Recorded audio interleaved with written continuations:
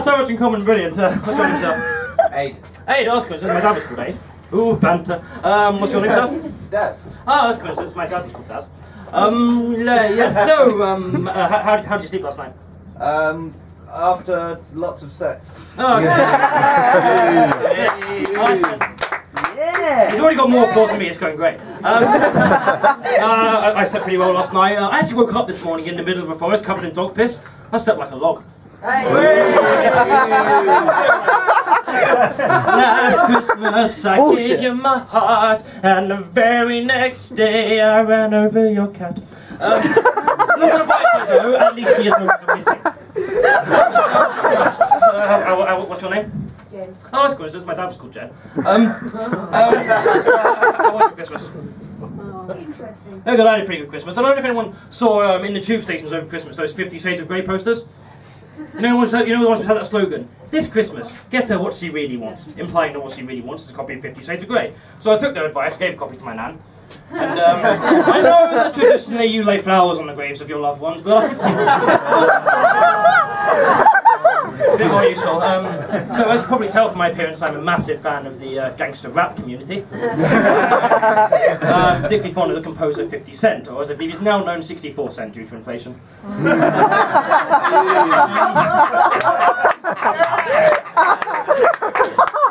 I'm obviously a fan of heavy metal. We've got any heavy metal fans here tonight? Yeah!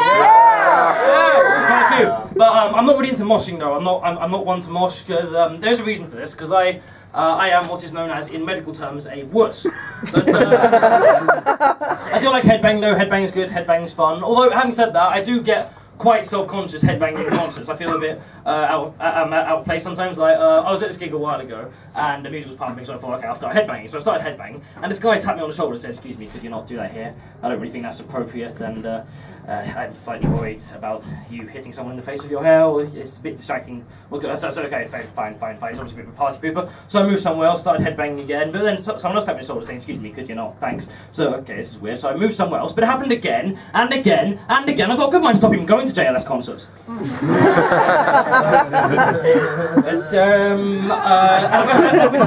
have you got any locals here tonight? Anyone? Yeah! Oh yeah, first time I said yes to that.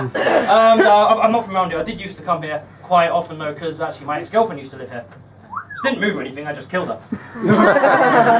I'm actually from a place in East London called Walthamstow. Anyone know where that is? Yeah! Walthamstow, famous of course for being the place where the Victoria line terminates northbound.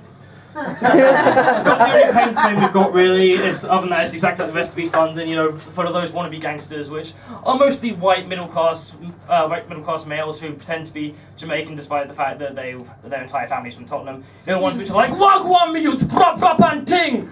I'm too gangster to pronounce me H's, you get me?" And always going on about how they're G's. You ever heard them like, "Yeah, I'm such a G, fam, innit? I'm such a G," and I was like, no. You look at them, because most of the time they're not, you look at them and like, there is no way that you are a G. I'd say at most a B cup, but it's difficult growing up as a metalhead in Walthamstow, because the metal scene here is virtually non-existent, especially compared to the rest of East London. We've got Iron Maiden, of course, came from Leighton. We've got Sarah Jezebel Diva from Cradle of Filth, she came from Forest Gate. And what's Walthamstow got? East 17.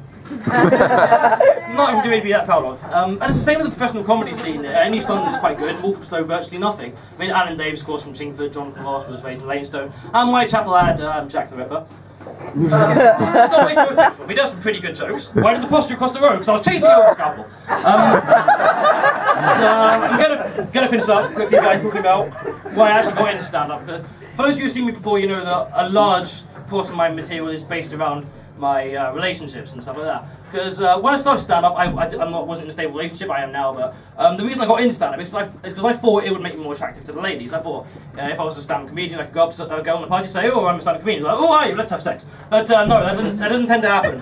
Which is it's the biggest difference between being in a band and being a stand-up comedian. If you're in a band and you go up to someone, there's like immediate sexiness about you. They're like, "Yeah, sure, let's have sex." Whereas if you're a comedian and you tell a girl at the party that you're a stand-up comedian, it's much more like, "Oh, you're a comedian, are you? Oh, that's awesome. I love a man with a sense of humour. You can be my best friend."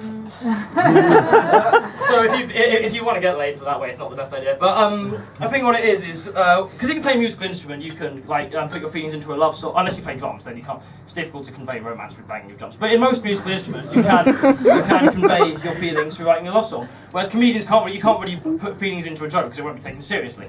So I thought that when I was still a virgin and really wanted to get laid, I thought, okay, next time I have some ability on the guitar, so I'll try wooing a girl with a love song.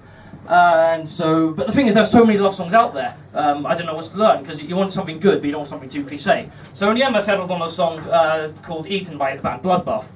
And if you're not familiar with that song, it's the one which goes, "I have worn desire since I was born." Then you know that one. It's quite romantic. It is. If you look past all the barely coherent growling, it's actually saying, "Only for you I offer as a human sacrifice. My only purpose is for you to feed." It's basically saying, like, I don't care what happens to me. If I cut off all my limbs, I'm willing to do that so you don't starve. Which I think is quite romantic.